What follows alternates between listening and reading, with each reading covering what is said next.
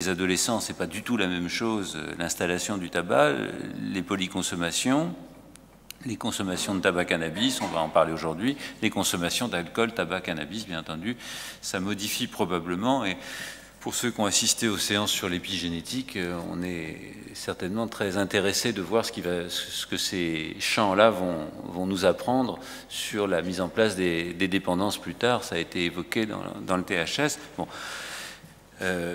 L'autre point des problèmes spécifiques qui se posent aussi, on y viendra, c'est le tabagisme féminin qui est un vrai problème, puisque ça a été quand même, c'est ce qui augmente en fait dans les statistiques actuellement et sur lequel on a donc à intervenir probablement, avec des facteurs de risque propres aux jeunes femmes qui sont la peur de prise de poids, les régimes alimentaires, enfin on n'aura peut-être pas le temps de discuter de tout ça.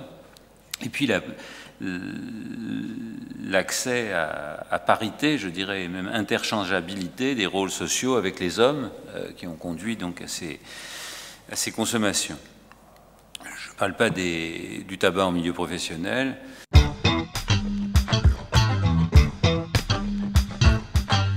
Alors ce travail repose principalement sur des observations cliniques que j'ai pu faire durant ces consultations, ces quelques années. Et en particulier, je me suis un peu centrée sur les 2 dernières années parce que j'ai observé une évolution des consultations de ces femmes toxicomanes qui venaient donc spécifiquement en consultation de tabacologie pour essayer de gérer un peu cette consommation. Et donc, je vous ai mis une observation pour donner un exemple de ce que je vois donc, durant ces consultations. Et la prévalence de la toxicomanie pendant la grossesse à la maternité est d'à peu près 1%, hein, que ce soit en 2007 ou 2008, sur 3300 accouchements par an. Donc, ce que j'ai pu également constater, c'est que les principaux obstacles à l'arrêt du tabac chez ces femmes, elles n'étaient pas différentes des obstacles qu'on rencontre chez les femmes qui n'ont pas le problème de toxicomanie. C'est souvent leur première expérience d'un arrêt du tabac. Elles n'ont jamais jusqu'à présent envisagé ou essayé d'arrêter ou même de diminuer. La motivation, c'est toujours la même, c'est le bébé, et malheureusement, ce n'est pas toujours suffisant. Ça reste une motivation altruiste et pas vraiment franchement personnelle. Les conditions matérielles et ou affectives pour ces femmes sont souvent difficiles et compliquent aussi l'idée d'arrêter de fumer. Les modifications psychologiques et physiologiques liées à la grossesse facilitent pas non plus toujours un arrêt du tabac. Elles ont souvent des craintes injustifiées, que ce soit par rapport au traitement, qu'elles pensent des fois plus toxiques que leurs cigarettes, ou par rapport aux effets d'un arrêt du tabac, que ce soit sur le stress ou la nervosité ou sur une prise de poids. Donc tout ça, c'est à prendre en compte et il faut les rassurer par rapport à tout ça. Il y a beaucoup d'idées fausses qui circulent encore, hein, même par rapport au retard de croissance. Elles vous disent on risque d'avoir un petit enfant, un petit poids, et ça passera plus facilement, hein, mais elles n'envisagent pas un peu toutes les complications que peut représenter un retard de croissance in utero. Et le problème aussi, enfin, c'est que le traitement reste peu remboursé et que ça représente un frein aussi pour certaines patientes qui sont dans des situations un peu difficiles. Lorsqu'une toxicomanie est bien substituée, ce qui est souvent quand même bien le cas maintenant, hein, bien substituée, bien prise en charge, ça facilite les choses. Lorsqu'il y a une bonne insertion sociale également, une grossesse bien investie affectivement, un suivi régulier et précoce en maternité et une absence de comorbidité psychiatrique.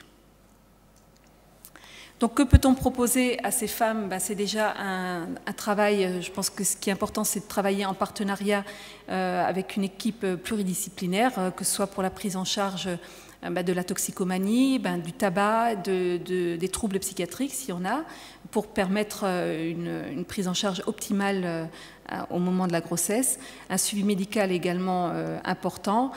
Il est important également de proposer des traitements pharmacologiques validés et pas des méthodes qui ne sont pas validées. Actuellement, pour le tabac et pendant la grossesse, il y a uniquement les traitements substituts nicotiniques qui sont autorisés durant la grossesse. Donc, en conclusion, la France a le taux de mortinatalité le plus élevé d'Europe et le tabac reste la première cause évitable de l'ensemble des complications périnatales.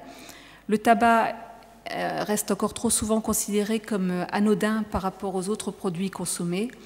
Le traitement de la dépendance tabagique est souvent plus compliqué, mais pas impossible.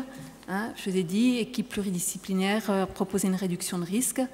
Mais là, comme vous le disiez Didier en début, des recherches concernant les traitements restent encore nécessaires pour améliorer encore cette prise en charge.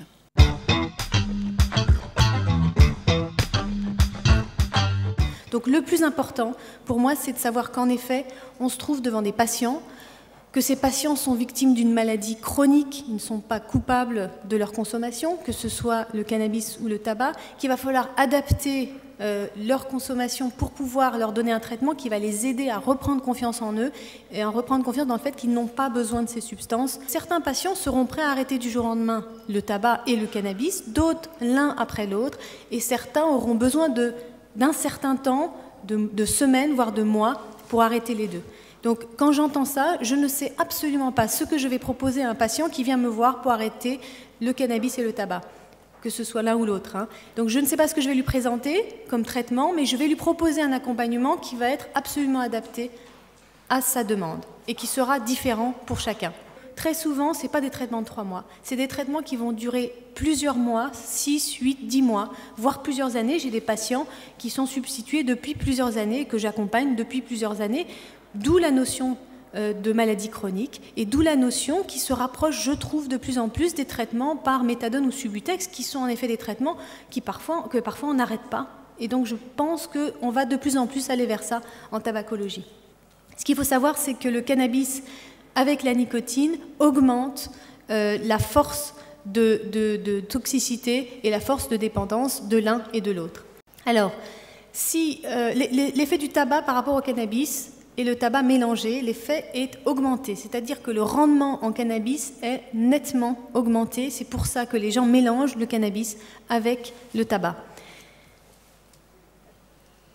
Le volume en général de fumée est augmenté aussi. Donc il y a plus rapidement de la dépendance à la nicotine quand on fume du cannabis. Et quand on fume le cannabis et la nicotine en même temps, il y a une augmentation 4 fois plus importante de bouffées qui sont plus profondes, parce que les gens fument plus longtemps. Le monoxyde de carbone, on s'aperçoit qu'il peut être multiplié par 10, donc la toxicité est importante. En particulier chez les femmes enceintes, c'est urgent de les aider à arrêter le cannabis et la nicotine en même temps.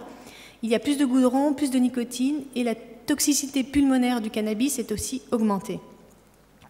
Donc ce que je vous ai expliqué, c'est que dans une cigarette qui contient 4000 substances toxiques, s'il y a du cannabis, il y a la même chose que dans une cigarette contenant du tabac normal, plus la résine de cannabis en plus, qui peut donner la double dépendance. Donc la dépendance à la nicotine, c'est 95% de gens qui vont commencer à consommer des cigarettes et qui vont être dépendants de cette substance. 5% des consommateurs de cigarettes peuvent fumer une fois de temps en temps et ne plus fumer pendant quelques jours.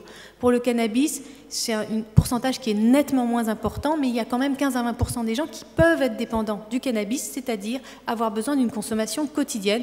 Et dans ces gens-là, je compte ma femme enceinte, qui vient d'accoucher de ses jumeaux, et qui avait besoin de ses 2 ou 3 joints le soir pour pouvoir dormir. Ça s'appelle une dépendance à partir du moment où on fait une consommation quotidienne, mais ça, je suppose que je ne vous apprends rien. Pour vous donner au niveau pratique ce que je fais en général, c'est quelqu'un qui consomme entre 15 et 20 cigarettes, je propose le gros patch. Quelqu'un qui fume au-delà, c'est-à-dire à partir de 25-30 cigarettes par jour sans aucun problème, je propose très souvent 2 patchs, plus toujours les formes orales. Comme je vous expliquais, le traitement de fond, ça va être le patch, mais les traitements des interdoses à la demande, quand le patient en a besoin, ce sera les formes orales de nicotine. Alors ça peut être des pastilles, des gommes, l'inhaleur, toute forme orale de nicotine qui plaira au patient. L'Atarax, en général, ça aide à calmer les envies de cannabis et les substituts nicotiniques vont aider à calmer les envies de cigarettes en général. Alors, l'Atarax, je ne le donne pas systématiquement à certaines doses. Là aussi, c'est un traitement que je propose à la demande. L'avantage de l'Atarax, c'est que c'est un médicament qui ne pose pas de problème de dépendance. Or, si vous proposez des benzos, très souvent, ce sont des gens qui ont une sensibilité particulière à la dépendance et qui vont donc pouvoir être facilement dépendants des benzos. Donc, je préfère utiliser l'Atarax dans la mesure du possible. L'Atarax, vous pouvez très bien commencer chez quelqu'un qui n'a jamais utilisé ce médicament à un demi-comprimé, voire un comprimé à chaque fois qu'il en a besoin, c'est-à-dire qu'il ressent l'envie de cannabis. Ce que je vais leur proposer aussi aux patients, c'est d'essayer ça évidemment à un moment donné où ils ne vont pas au travail, mais en dehors du travail pour le début du traitement, et après ils vont adapter en fonction de ce qu'ils ressentent. Certains patients vont me dire un comprimé ça me fait rien, il m'en faut 2 pour pouvoir dormir le soir, pour éviter de prendre mon joint le soir. Donc chaque patient il va finalement pouvoir lui-même déterminer sa dose, et c'est un traitement que j'utilise aussi chez la femme enceinte, qu'on peut utiliser chez la femme enceinte l'Atarax sans aucun problème, et en particulier les femmes